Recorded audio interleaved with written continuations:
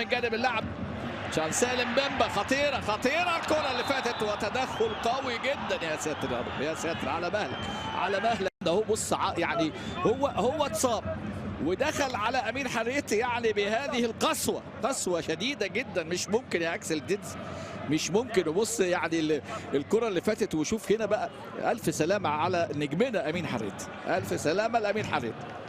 تدخل عنيف امامنا هو من جانب الزيتزي. ما شاء الله جبل، يعني اكسل الزيتزي جبل. فريق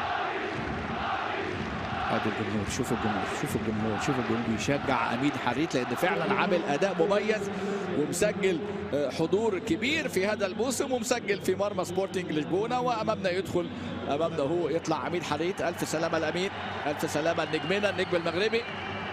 عندنا ثقه ان شاء الله في الزلزول.